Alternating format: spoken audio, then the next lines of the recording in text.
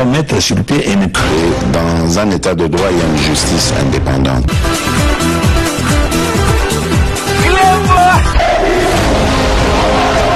Ce n'est pas pour rien qu'il faut des conseils.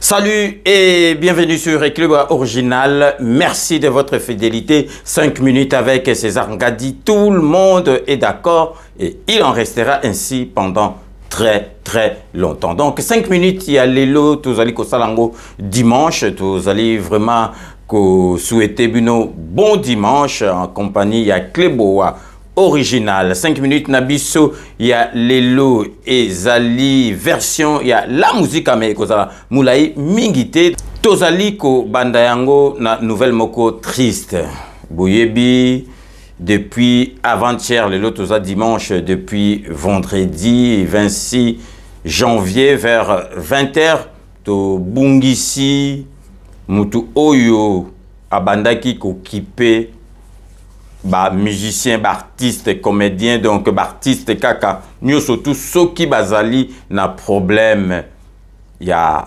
santé. Donc malgré que niamu bandaki kozala, mais azali mutumoko motema malamu parce que bandaki ko kipe bandeko naye artiste to buitaki ko bungisa Tchaka Congo, Ouazali, donc président Ouazalaki, les a passé poto le baye n'a passé, donc à Witi, Kotika Bisso, avant-hier, donc Ouazalaki présent, il y a Asbel, artiste en danger. Donc, Pesenga pour moi choc parce que Abano Benga Pangamounou, donc à Bengainga, donc avant Kota hôpital. Donc à Benga Kingai, donc Bandanaza na Congo Awa depuis octobre Tokutanakte, donc avant Naya Bando Komelangaj, donc Nayaki pa bifoto Kutana de Konanga, mais Nzambe Asalika Rake Tokutanite Nazaki vraiment choqué parce que je m'y attendais même pas. Donc ngana monaki ba photo na monaki na ba réseaux sociaux na kansaki ezali eloko moko donc ekoleka nango ezali ka passager mais maladie wana ememieti na liwa. Donc vraiment nos condoléances le plus attristé na famille na biologique et puis na famille musicale nyoso. Et lo kanga nazali koloba Tchaka Congo to kokoloba nyoso tout. Mais azalaki motema malamu. Oyo asali oyo abandaki ko sala pona ba musicien. J'espère que ba musicien peut bokozong c'est là sincère.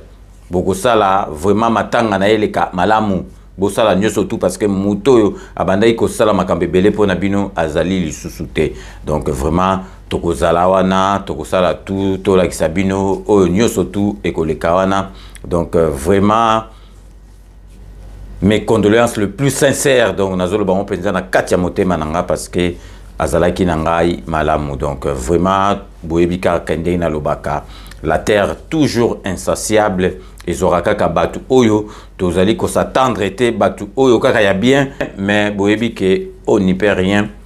La vie, elle est faite ainsi. Donc Nzambe yemoko apesaka, yemoko pe azwaka. Enchaînement ezali kamwa pasi ya makasi mais il faut tout enchaîner. Donc vraiment tant nouvelle wana tozwaki yango na tchaki on a mir nanga. Il y a des réseaux sociaux parce que na tourna kalem sous émission mi balé en avance.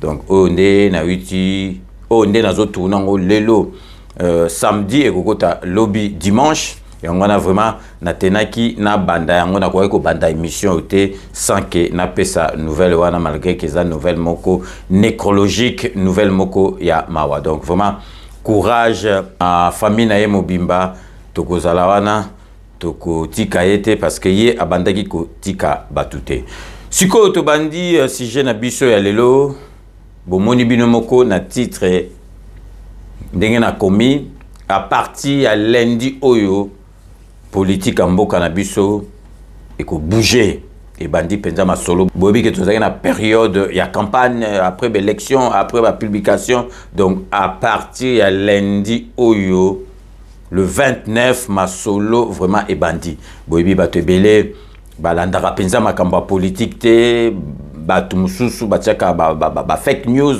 bato mususu balobaka ba bobard donc mais ba congolais mingi ba comprendre politique ya mboka na biso à partir ya pouvoir ya Félix Antoine Tshisekedi ba vivre ba comprendre coalition ba comprendre cohabitation ba comprendre majorité parlementaire ba comprendre rôle à Sénat et à parlement et à cour constitutionnelle pour babiloko nyustu wana ezalaki ka kombo moko na era Mobutu mais makambo ebanda kosala ezalaki makambo mususu.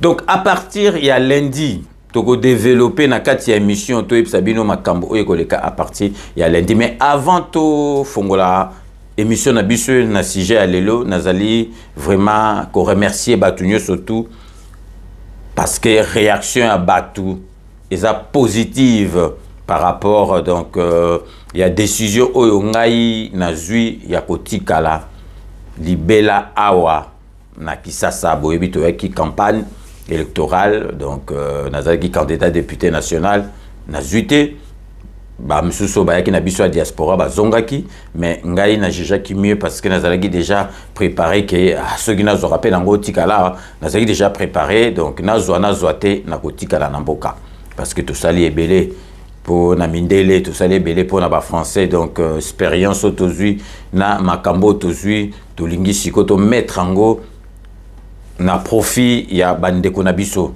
donc vraiment l'expérience c'est ça et puis carnet d'adresse nga nazali nango engoko servir ngate na libanda mboka il faut na ya awa donc vraiment na sepeli na ba conseil na bino na ba encouragement na bino donc bobanga te biso za ba soldat oyo penza ya piko donc toko sala nyo surtout po bomona to yaki kaka po na 21000 te ceux qui aux unités na députation donc masolo eze belé na mboko misala ezali ebele na mboka oyo koki ko servir pe mboka na yo à part qui député national donc biso tozali a obi na mboko il faut ka discipline donc ngakut na ya depuis octobre na sala depuis octobre mais bato ebele kutu baye ba teke na salaka mingi ba moninga na matanga ya mama ya Stino Mubi donc Stino As de la chorale pour les cas qui na télévision na karibu batutu bakamo ke nazali awa mais donc biso za bata discipline to bimara pamba te to bimara soki likambo ezali to za batute ke ba mona ba komona nge belé donc to za na discipline moko ya vie na biso yango na pe esengaka na mboko yo makambo eze belé mais soko za discipliné te wana mawa mingi donc vraiment merci na bino surtout bozala na confiance na ngai na ko décevoir binote nazali awa na ko tikala awa définitivement pour na salela mboka to ya poto pour kotala bana kotala bakoko kotala famille mais donc résidence na biso et komi awa na kati ya Kisasa donc ndenge na lobaikara na émission bakasalem suba na poto ba kokate mais avant to kende ba poto to botama awa to vandaki awa to longole msuna ba 30 ans ba 25 ans toke na poto ezali mboka mususu civilisation mususu donc ba pio donc makambo belé to mesana ki na vie wana mais pourquoi mboko biso mo place to witi to koki ko vanda lisusu te to koki ko mesana te donc la preuve biso to ko vanda awa pour to salela mboka sur place.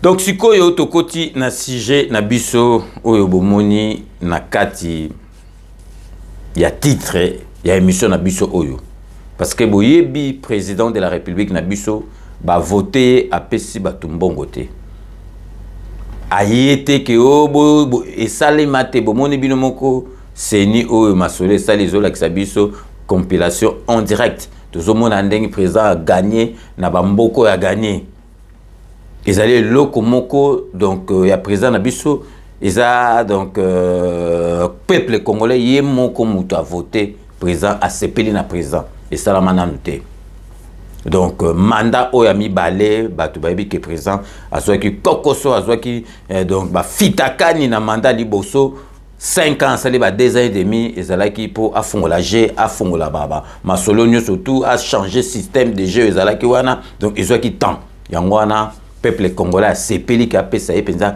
5 ans en vimba majorité parlementaire pour asala musala parce que musala oyo asali na 2 ans et demi et kamisi batu a compter ya lundi 29 donc le lobo zota l'émission dimanche oyo ekoleka na politique ya mboka na biso ezali oyo 39 membres ya gouvernement oyo ya Samalukonde oyo basalaki candidature ya députation nationale. Donc lundi bako valider bango. Donc après validation wana ya mandat na bango ya députation 39 ministres wana bako démissionner. Yango bomoni na tiaki compte rendu ya conseil des ministres 122e na lobaki kezali suka po na batu mususu bakende na kati cité ya Union africaine ko sala réunion ya conseil des ministres pour ebele bako zonga ka lisusu te.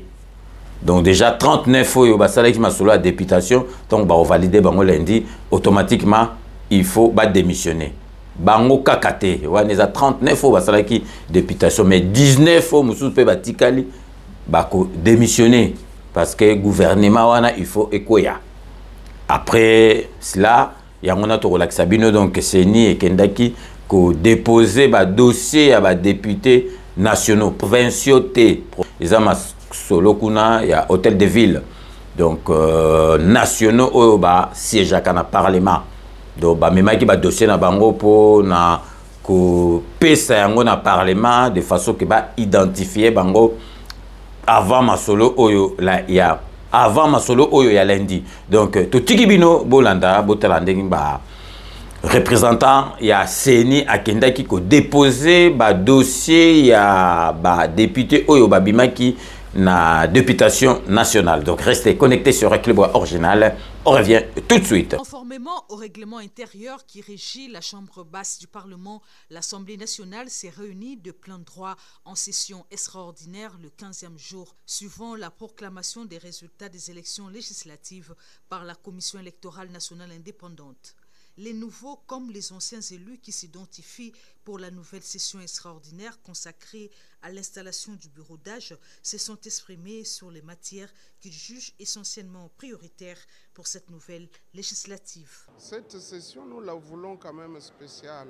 C'est une session qui connaîtra sûrement un bond en termes de qualité et de quantité pour la production législative. Mais également, nous sommes décidés à accompagner le chef de l'État, son Excellence Félix Antoine Tshisekedi Tshilombo, dans la bonne gouvernance. Oui, à toutes les femmes, c'est d'être courageuses, de se jeter à l'eau parce que nombreuses ne se donnent pas à la politique, régler un mandat électif. Et ce que vous pouvez attendre de l'honorable Mbindoulé, c'est le renforcement du contrôle parlementaire. Indépendante posée ce jour par la centrale électorale qui a dépêché son secrétaire exécutif national, Toto Mabigu Totokani, pour le dépôt auprès du secrétaire général de l'Assemblée nationale, Jean Gouvoulou, des dossiers physiques des députés nationaux élus et leurs suppléants. Durant cette session, ça sera les nouveaux élus qui vont siéger. C'est pourquoi nous avons amené les dossiers physiques de tous ces erreurs élus. Donc voilà l'objet de notre présence ici à l'Assemblée nationale. Les gestes que la CENI vient de poser nous encouragent, d'autant plus que nous avons la course contre les délais constitutionnels. Ce dépôt nous permet d'aller vite vers la réalisation des missions assignées à l'Assemblée nationale en cette période. Il vient de le dire, le 29 c'est la session d'ouverture de la législature. Nous avions absolument besoin de dossiers physiques des élus aux élections législatives. Démarche qui ouvre la voie à l'ouverture de la session inaugurale ce lundi 29 janvier en prévision de la convocation des députés nationaux provisoirement élus en session d'ouverture le 29 janvier 2024. Bilomo boiti kolanda donc ba dossier comme qui pour il faut ba yeba o kingandi azwaki o ezaka kana kisasa te bazo yuta partout tango yesi il faut ba identifier que za yo ba identifier na ba suppléant na yo ba yeba que za yo la kisi ba dossier boye après wana bureau provisoire ya parlement et ko salema bureau provisoire en balo ba bobi que bazora le plus âgé na le moins âgé et puis ba sangisi na batu mususu le plus âgé en balo ezaka mboso boyebi alegi susu député abimisu député ba voter député national et puis ba lobi cadet ya mwana mukie na kati ya parlement ezala mwana ya bayati o azali président ya Sénat. Donc constituer bureau provisoire wana yango mutu et ça de façon que donc nommé informateur wana ye otala ndenge ni parlement et la majorité la wapi. Donc vraiment batu oyo bazui to la kisaki bino ndenge nini boko se comporter kuna. Donc bato bazui biso to zuite, donc to féliciter bato bazui to pesa bango courage basala musala na bango malamu. Donc to luka babuke misek tende na lobaki bo luka te ke donc kindoki o boye basali ngai boye nazali ko lakisa bino exemple ya ndeko na biso oyo azwaki. Donc il faut to se plaquer azui to féliciter parce que y a azui biso to zuite bolanda bino moko na bilili. Que la population trouve vraiment notre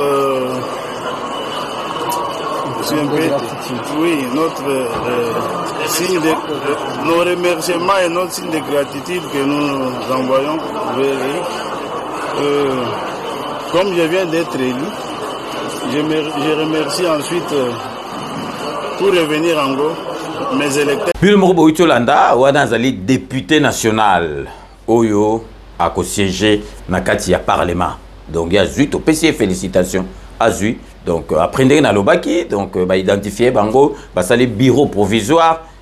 Ensuite, président de la République a nommé informateur, mais comme ils allaient déjà circuler dans les réseaux sociaux, ils allaient mettre Chabani, ancien donc CG, secrétaire général, il y a UDPS, et puis la campagne, ils allaient directeur de la campagne, il y a président de la République, mais nous, président de la République, a nommé confirmation na jour Oyo. Koya. Donc, tout marqué, pause publicitaire, il y a un partenaire. Restez donc connectés sur Équilibre Original. On revient tout de suite.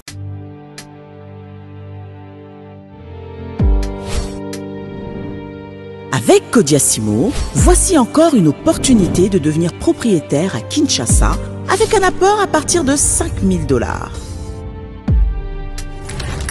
Des nouvelles parcelles en vente, des constructions déjà en cours, Antsele au bord du fleuve, Daipen, à quelques mètres du mausolée d'Étienne Tshisekedi, quartier Poulmanebo, à Safari Beach et bien d'autres encore. Devenir propriétaire avec Kodiasimo, c'est choisir d'acquérir votre bien immobilier avec un accompagnement personnalisé, allant de l'achat de votre parcelle jusqu'à l'obtention de votre titre de propriété. Avec un service après-vente assuré par notre équipe juridique chevronnée, vous êtes garanti de recevoir votre titre de propriété, peu importe votre lieu de résidence. Avec Kodiasimo, vous avez la garantie d'un service clé en main. Kodiasimo, la meilleure adresse pour construire la vôtre.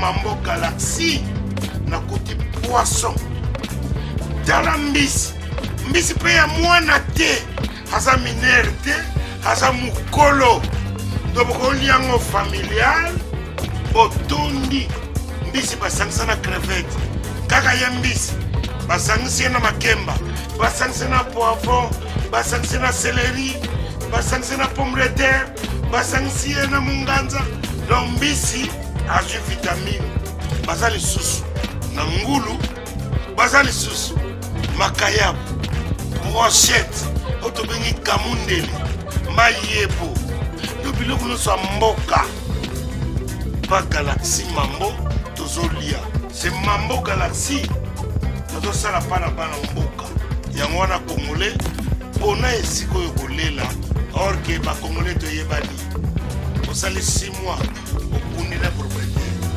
tie mosakana liso mais Galaxy mambo 8 ans quel restaurant eza mosika te Au numéro 137, rue André Carman, à Aubervilliers, composez vite les 07 53 28 89 07. Galaxy Mambo, c'est du wow.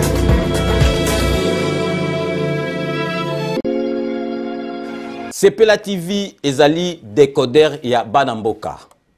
Sepela TV différence nango ezali na ba décodeur mususu o tozalaka nango na kati ya ndaku. Sepela TV botala ngo ezaka mukie. Eza mukie olingi ko voyager ozu yango o voyager nango. Parce que ba décodeur obiso tozalaka nango evandika na ndaku mais Sepela TV déjà eza mukie botala ozu o kolisa ngo na poche na kosi na poche à veste o voyager o memi yango partout dans le monde ici au Kende. Donc, on a besoin de câble HDMI, courant na Internet. Internet est comme partout, courant est partout. Donc, il y a plus de 500 chaînes surtout à Kitoko. Bilengi, ba choix ya Congolais kaka mutaoye bango. Donc, Congolais kaka mutaye bango. Congolais kaka mutaoye ba elengi nini yo kaka. Donc, Congolais kaka mutaye bango. Donc, c'est relatif ça. Il y a Banamboka. Bozwa abonnement nango, okozwa ngo ya ne mobimba, okozwa ngo pe par mois, au bengi bango na ba numéro na bango bozali komona. Donc Sepela TV, ezali décodeur ya yo ya ngai. Donc ezali ya bétranger te, ezali ya Banamboka. Avec Sepela TV, tout le monde est d'accord et il en restera ainsi pendant très très longtemps. Bienvenue dans le monde de Sepela TV. Sepela TV est le décodeur qui vous permet de suivre les chaînes du Congo en direct de la diaspora. Wami Business, votre agence de fret maritime et aérienne. Vend des produits importés, lait de beauté, vin rouge, blanc, rosé, sel, sucre, désodorisant, eau de javel, savon de Marseille, casseroles et divers articles. À Kinshasa, nous sommes sur l'avenue Maringa 83, direction Assosa dans la commune de Kassavou. Pour plus de contacts, appelez-nous au plus 243 85 018 22 17 0033 75 80 96 032. Wami Business, toujours la qualité. Sur Paris, nous sommes au 5 boulevard Ornano 75 018. Wami Business avec Mama Mireille Wankaki, toujours la qualité. Chez Elbito Coiffure, toujours, ça marche comme ça là, avec l'expédition là. Toujours.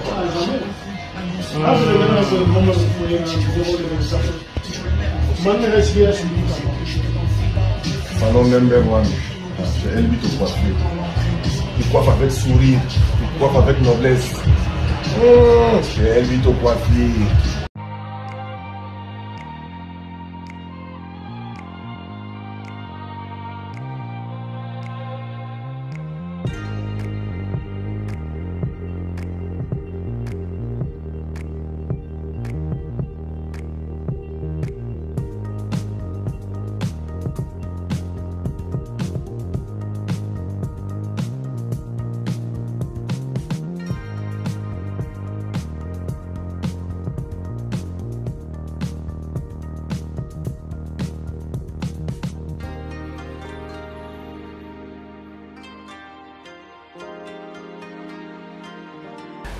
De retour sur le plateau, merci pour ceux qui viennent de nous rejoindre après ces bandes annonces relatives à nos partenaires Oyo Boyebi, Kodia Simo, Sepela TV, Wami Business, Salon de coiffure, Elbito Coiffure, Restaurant Galaxy Mambo, Bazali, partenaire Nabiso, Ezali Biloko, ya Banamboka, ya wana donc président Nabiso Alobaki, toko ba millionnaire, tout le monde l'esprit ma baisse, qui moi Namboka sale loko.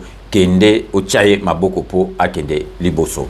Donc sikoyo to zongi na sujet na biso alelo boyebi ki etolobi ke à partir à lundi donc ba membre ya gouvernement ya Sama Lukonde 2 ba oyo ba zali ba député ou ba bimak ba député ba rozala obligé ba démissionner na misuso ba tikel donc 39 ba démissionner na 19 oyo ba zali pe na kati ya gouvernement on a même babimaki ba député national te ba ko démissionner parce que gouvernement ya Sama Lukonde et kokuya Donc kotangela bino déjà batu oyo ba obligé ba démissionner parce que babimi ba député tango bako valider bango bako kozala te que bazala ba député bazala ba ministre, il faut batika qui ministre na bango tozali na Samalu Konde yemoko premier ministre, Vital Kamerhe, Peter Kazadi, Guy Luando Mboyo, Jean-Pierre Liaou, Mbusa Niamusi, Eva Bazaïba, Didier Bidimbu, Nicolas Kazadi. Bangonde, Bachak Libaya na députation nationale, Bimi ba député. Donc il faut démissionner à partir de lundi, ceux qui valider validation à Bango en tant que député national. Donc y compris na ba Oyo, Bachak Libaya en tant que député national, Oyo Bazana Katia gouvernement. Donc à partir il y a lundi 29 gouvernement Samalu Konde 2 et Koukouya.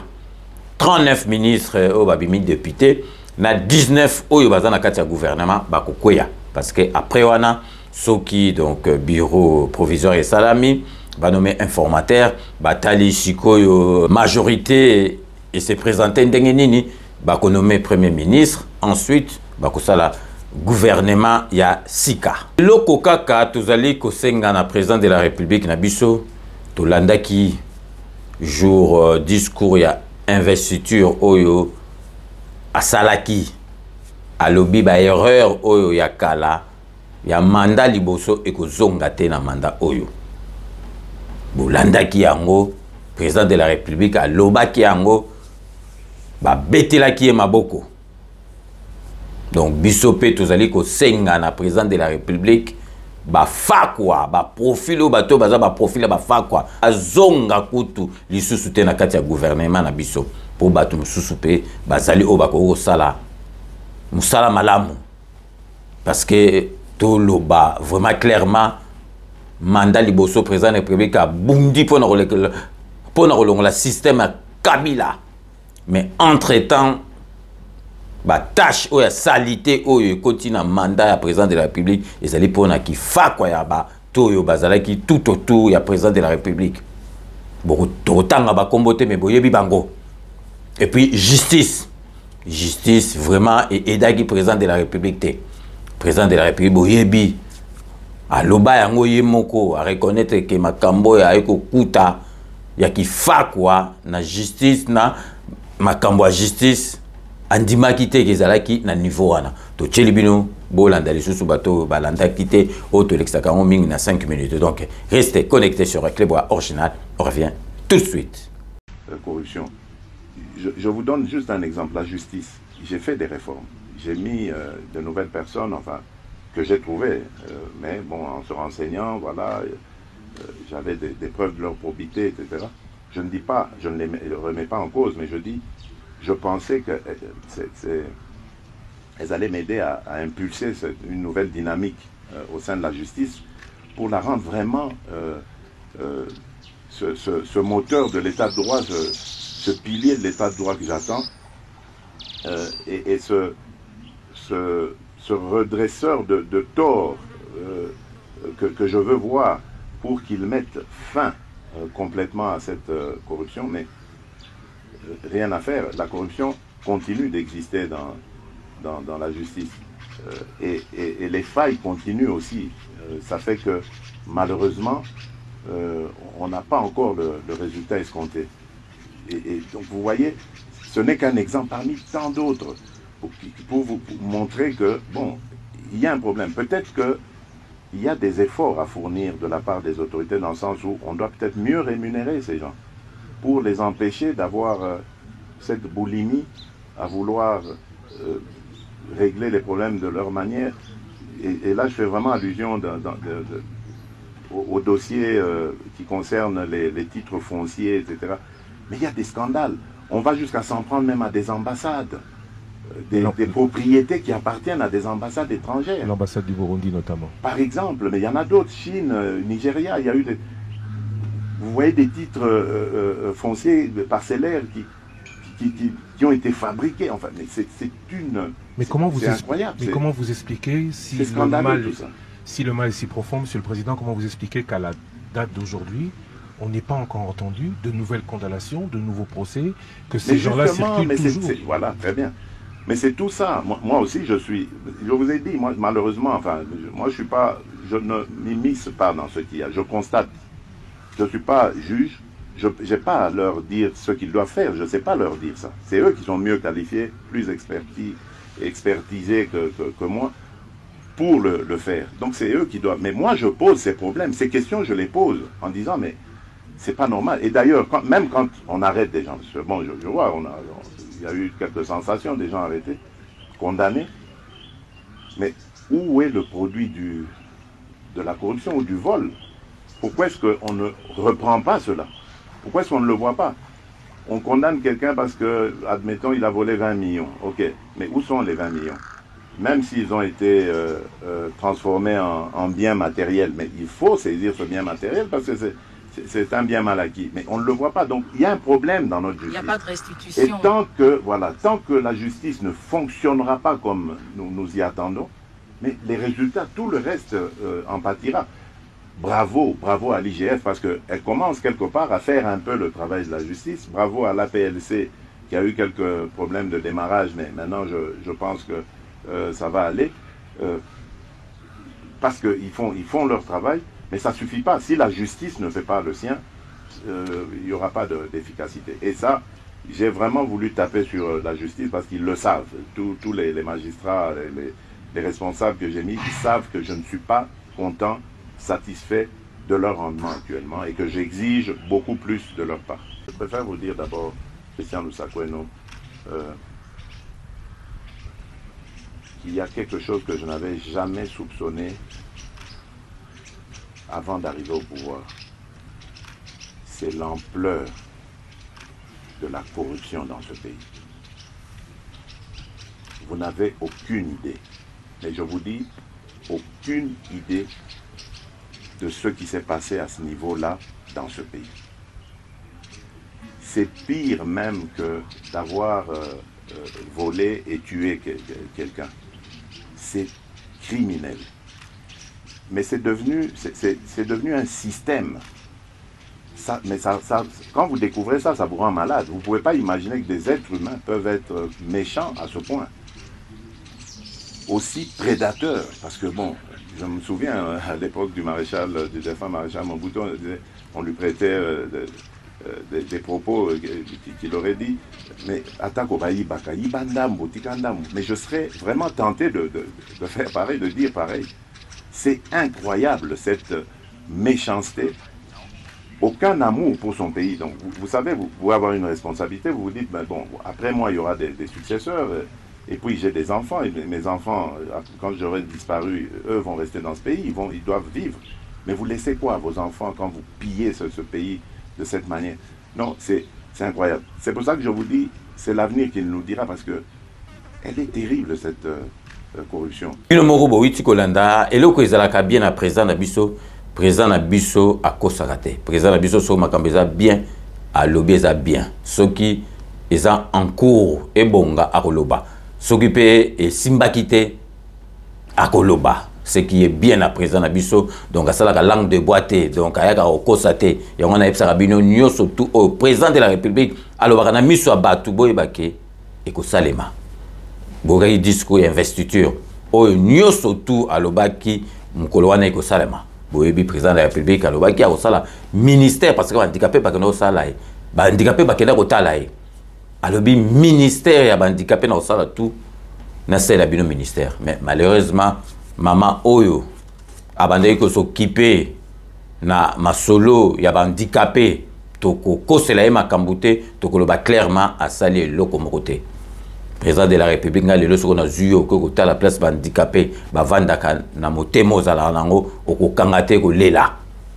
Donc d'ailleurs, on a une semaine Oyo, dans le lobby, d'ici avant jeudi, Bokozwa, M. Rio, où il y a aveugle, il y a président, il y a aveugle Awa na Congo, et puis il y a vice-président, il y a aveugle surtout en Afrique. Tout ça, dans l'émission, parce que l'émission fait tout ça la semaine dernière, mais il y a une réunion belé à Kouya, à Fongo, la bino makambo surtout, pour boyer baki makambo, oh, ngai na lobaka Awa, c'est ya Bosolo. sikoyo boyebi ke totia rubrique moko oyo batutu bazalaka na message ya kopesa na mokonzi ya mboka par le biais ya 5 minutes avec César Ngadi toti karabino bosala vidéo même audio okosala ezali te ke poto yebisa président de la République asala oyo biso tokoyebisa ye moko azali en tête ya masolo ayebi makambo sa mais président de la République oyebi ke ayokelaka congolais ayokelaka bana mboka azana démocratie ya ngwana na sala rubrique oyo message na président de la République lelo nazali koyokisa bino mama na biso na kombo ya mama Solange azali na Paris a pesi message moko ya malamopo na président de la République na biso.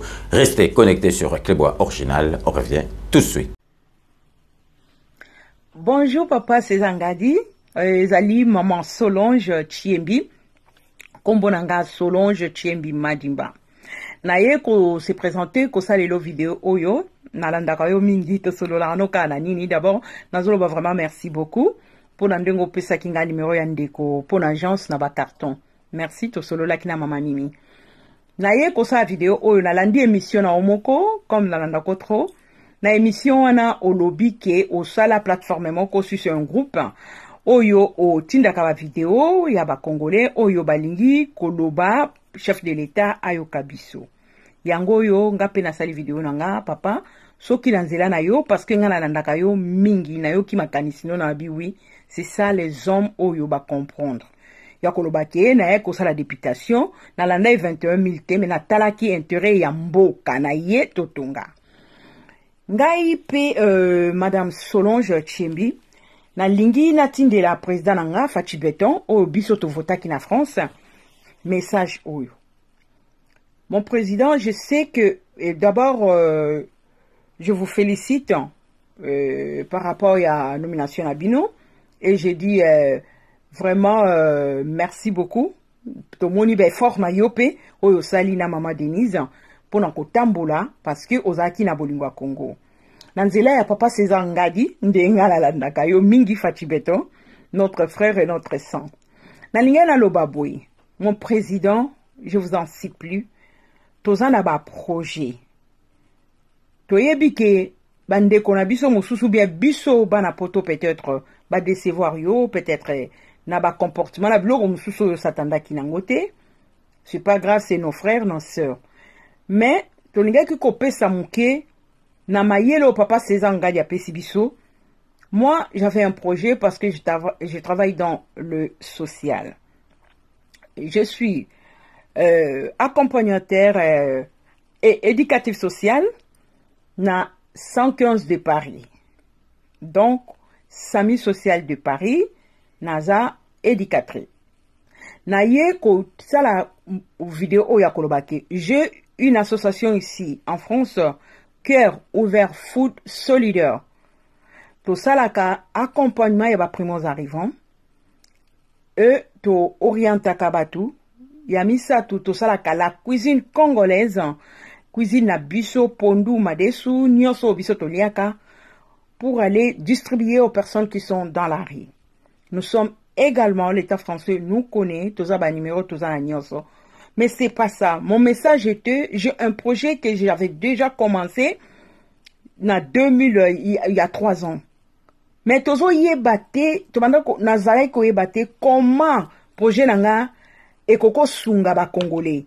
À chaque fois que vous avez cette envie ou bien cet sentiment, il y a joie wana d'amener le projet msuna ba konjale. Ozo yebate qui va m'orienter? Qui va me dire que viens avec ton projet? Là, qui ça dans le projet na yo?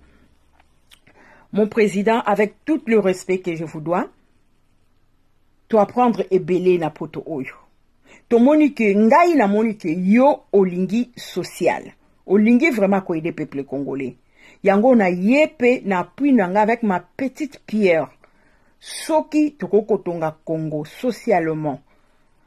Nga na lingi na travailler na social. Kaka na social na lingi l'État au gouvernement na lingi avec mon association, je vais apporter quelque chose devant le Congolais, ba se sentir pe ou bien les étrangers bazana Congo, ba pe sa pembo cannabis valeur. on a compris.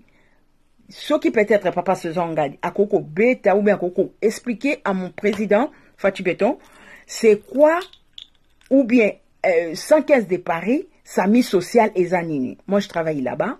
Tu comprends ma cambo belé, yango total qu'il faut to memango to apporter en pays vers notre pays pour le développement na biso. Tout ça, la formation, la petite formation, ça nous a poussé, ça nous a vraiment appris beaucoup de choses. Et non, pourquoi pas chez nous? Or, quand l'on dit formation, tant qu'on dit formation, et Zalaki Ponga, peut-être dans sa moussala, mais j'ai compris, j'ai renouvelé mon intelligence, comme la Bible dit, que non, na sala moussala, mais na accueilli quand même connaissance mokobo et tikali na vinanga. Je peux aller avec chez mes frères ou bien je peux aller chez moi. Na kende pe porter ma petite pierre. Vraiment na social mon président, on est là pour na pousser vraiment que social na biso batwa sentir qu'on a changé. Même pour na accueil à étranger, on peut toujours les faire avec tout les respects, Papa Sezangadi. Ce qui message que comme pas Fatou Beton, tu ko travailler dans l'état parce que tu as qui comme on a que mboka na biso batu bazo kota ngolo kola bilanga. To lobite que na France batu no so ba identifier. Mais avec les associations, on est capable de identifier nani akota ki na Congo, na neni ni qui est étranger. On peut toujours les faire. L'État Zosala, nous aussi les associations, toi na part na biso, ya ko yamba batu, ya ko enregistrer, ko tinda ba donner wana na l'État.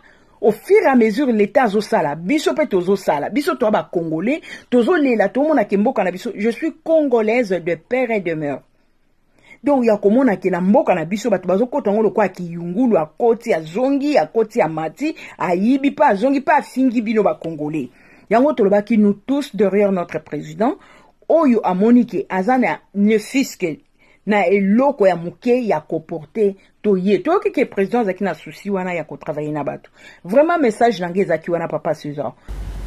Bilo moko boiti kolanda message ya mama na biso Solange boyebi ke oya salaka na Paris ezali makamoka malamu talaka ke apesaka mindele ba clochard ya libanda biloko azolambela bango bénévolement azopesa bango ba biloko en plus ya biso ba madesu ba pondu ba nini.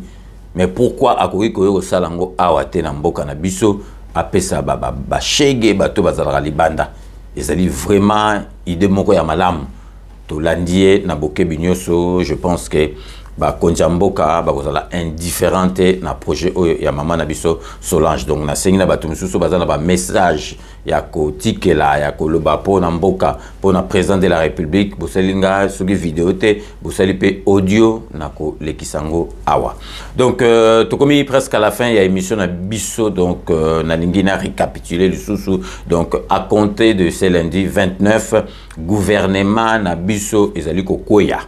Parce que ba ministre ou bazana kati ya gouvernement ou basala ki députation nationale ba ko valider ki député na bango na bato kutu na tangi na bosana ki être Ekila waza ministre transport yepe abimaki na basankusu.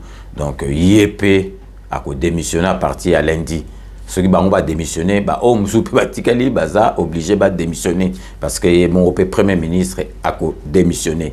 Après wana bureau provisoire au salama bah nommé informateur. Après donc bah la majorité ndenge obima premier ministre abimi après bah au sala gouvernement yasika. Ya on a bomona ki tant on a tchaki compte rendu na lobby bah misusu ezali dernier conseil des ministres na bango bah ko zongaka lisusu te na sale wana ba misusu bazali ko mérité te ba zala na kati on a vraiment na lingaki le dimanche bolanda yango na betela bino sete tango bo banda lobby men yasika lundi 29 boye ba déjà makambo oyo ekoleka na mboka na biso parce que to zo direct déjà.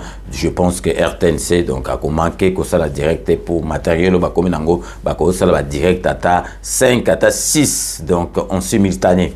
Donc vraiment boye ba déjà à partir ya lobby 29 lundi 29 makambo oyo eko changer na mboka na biso makambo il faut que ne mbango parce que président de la République azana tant susu ya ko bebisa te il faut masolo banda gouvernement salmi premier ministre to makambo tout et que mbango parce que musala et continue parce que peuple congolais azali vraiment causé là ma solo ya kitoko au président de la République a osala na deuxième mandat na donc tokomi nasuka ya mission na biso ya lelo ndenge na lobaka ke je vous laisse le soin d'en tirer vos conclusions et de me faire parvenir vos commentaires comme d'ailleurs vous en avez l'habitude so tokomi nasuka boyebika ke base totika ka yango te base yango nde makambo base yango mute sala ke 5 minutes vraiment ezala 5 minutes vraiment boyebi ezali mission moko na yambaka mutute na lobaka ngai moko donc na façon na sala ba analyse nanga ezali nulle part ailleurs kaka awa na Kleboa original nako banda avant na banda ba dédicace nanga na lingi na sala nanu dédicace moko spécial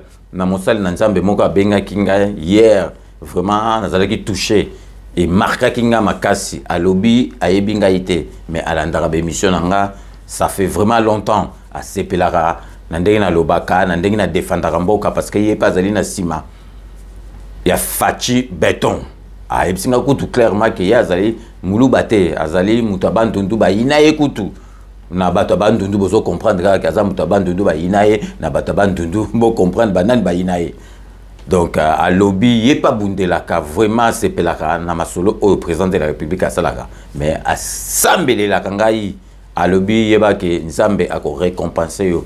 Donc vraiment, vous allez qu'on pesa pe qu'on féliciter pasteur Jean-Louis Mafuta na Londres à lobby Londres mobimbe yebié donc so na tuni batunyo surtout ba yebié donc ayebinga te mais a sambe la capo na ngai a sambe la capo na mboka donc vraiment une fois de plus pasteur Jean-Louis Mafuta merci na nyo surtout au salaka po na ngai na lo sambo salaka po na ngai pe po na président de la République na biso donc sikoyo to tikali toujours na kati à Londres pour na kopesa mbote na honorable Jean Moutala na moi sinaye merci na nyo surtout bosala rapport na 5 minutes avec César Ngadi toujours na kati à Londres José Kanoa qui kakamene le grand stratège José Kanoa qui kakamene maître Ouera Mukuna maître Rajamoule merci na nyo surtout bosala rapport na 5 minutes avec César Ngadi Maria la beauté naturelle na kati à Londres merci na nyo surtout bosala rapport na 5 minutes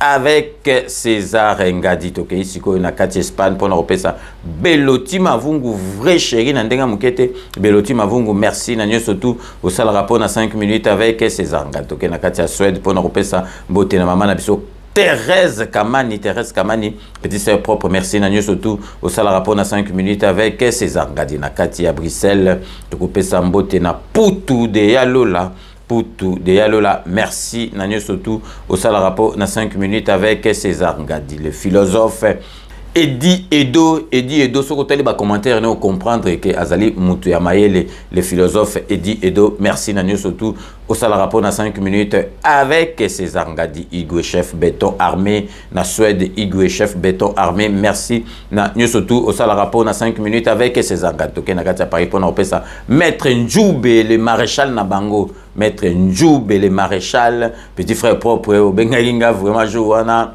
na monique non na katia motema na yo okoki kotika vie na hôtel le maréchal Njoube merci na nyo surtout au sala rapport na vie na yo et puis na 5 minutes avec César Ngadi to tikali toujours na katia Paris pour na repesa Jean-Marie Chibangu merci na nyo surtout au sala rapport na 5 minutes avec César Ngadi et puis na sepelaki na ba projet aux allez na ngopo na mboka donc une fois de plus merci na Jean-Marie Chibangu donc to tikali toujours na katia Paris pour na repesa la duchesse Claudine Kanja, la duchesse Claudine Kanja.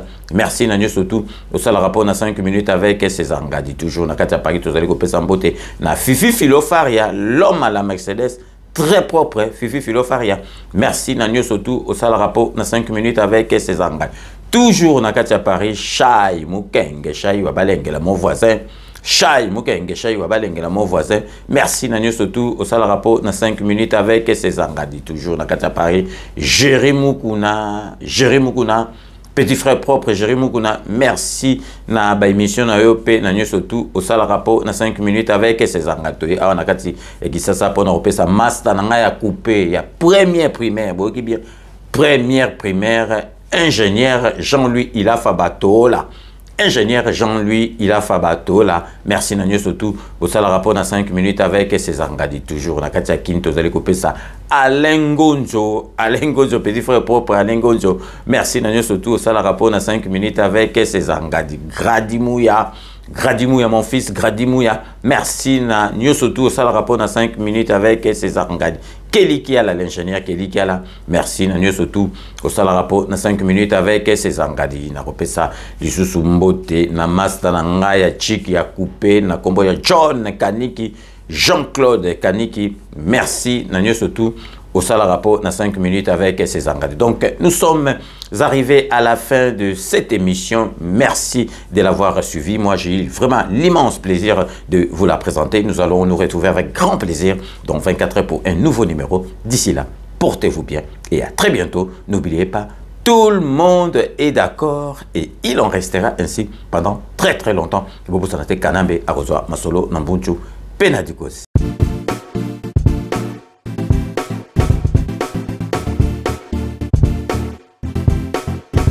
On doit mettre sur pied et mettre dans un état de droit et une justice indépendante.